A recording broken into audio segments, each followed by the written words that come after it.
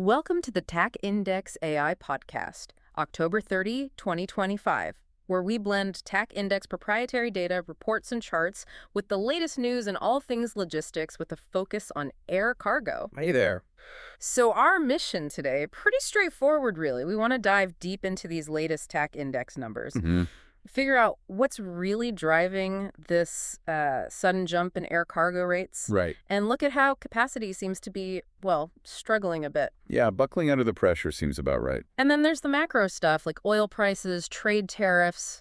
How's that all scrambling the global supply chain right now? It feels like a really critical moment, actually. We've shifted gears fast, haven't we? From that kind of softer summer Yes, to Dave. what feels like a sprint now. The numbers, they definitely suggest peak season starting. They do. But, the big question is, how long can this last? How sustainable is it when you look a bit deeper? Okay, let's unpack the main numbers then. The global index, the BAI00, it gained, 3.3% just last week, ending October 27th? Yeah, that's a solid jump. And it's the second week in a row like that. Right, so peak season, holiday rush, end-of-year goods. It feels like that's definitely happening. But here's the thing. That historical context is interesting. Even with that climb, we're still actually down 3.0% compared to this time last year. Okay, so what does that tell us?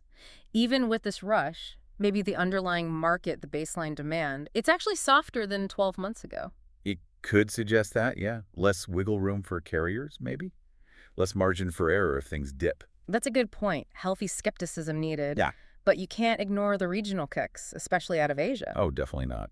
Shanghai, the BAI80, that saw a huge surge, plus 5.6% week on week. Massive. And Hong Kong, BAI30, that was up to 2.6%. Solid gains there, too. But here's what really jumped out at me. The transatlantic lanes, going into the U.S., they're now up almost 20% year on year in dollar terms. Wow, okay, 20%.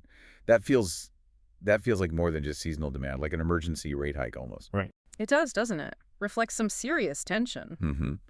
And interestingly, the only big European outbound index that's still way higher than last year is London Heathrow, the BAI40, up 6.7% year on year. Even after dipping slightly week on week. Right. So it really looks like U.S. import demand, whether it's coming from Asia or Europe, that's the main engine right now. So why the big spike? Why these specific lanes right now? It can't just be Christmas jumpers, right? No, exactly. Our sources keep mentioning actual capacity shortages. Oh, okay. Particularly trans-Pacific, which suggests this isn't just a demand boom, it's a supply problem too. And that ties into the bigger picture with planes, doesn't it? The whole aviation manufacturing scene. Absolutely. If you connect the dots, that makes sense. We're talking about real structural issues stopping new capacity coming online easily. Like the Airbus news. Exactly. They had to cut their A220 production target for next year from 14 a month down to 12. Why? They're apparently struggling to get parts, engines, cabin equipment, basic stuff. Right. So fewer planes being built means fewer freighters, less belly space on passenger jets globally for a while. Fewer planes means the ones flying have more pricing power. And they're costing more to fly anyway. Right.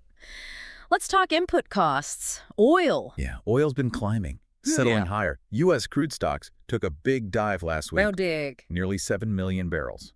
Way more than expected. Okay, so that suggests demand for oil is pretty strong underneath it all. Right, and that immediately bumps up Brent crude futures. Fuel is just such a massive cost for airlines. The single biggest, usually. So higher oil demand, shrinking stockpiles. That means the basic cost of moving stuff by air is rising. It puts a floor under these high rates, doesn't it? Yeah, regardless of how much stuff is actually moving. And that cost pressure combines with all this trade uncertainty. The Tech Index report mentioned front-loading, shippers rushing goods because they're worried about potential tariff changes. And you can see why they'd be worried. Look what happened with India. Right, that was stark. The U.S. put on that, was it a 50% tariff on some goods? Yeah, pretty significant. And bam, Indian exports to the U.S. just plummeted. Nearly 40% down between May and September. Wow. So that kind of impact makes companies think, okay, better pay the high freight rate now. Then risk getting caught out by some new policy later. Exactly. Pay a premium for speed and certainty. So bringing it all together, what does this mean for you listening? It feels like we're caught in this tension, doesn't it? Yeah, definitely. On one side, you've got this sort of high sentiment, maybe some optimism. The U.S.-South Korea deal got done.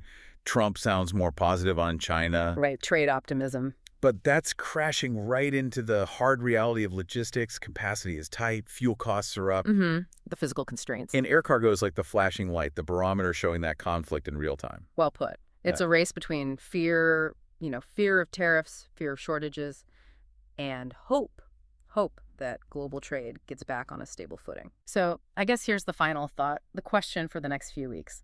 Let's say trade policy does calm down. The U.S. and China reach some understanding. The front-loading urgency fades. Okay. Will that be enough to bring rates down? Or will those stubborn high oil prices and the real physical lack of enough planes, will that keep air cargo rates flying high anyway, well above normal? That is the key dynamic. Will the operational realities override the trade sentiment shifts? That's what we need to keep watching.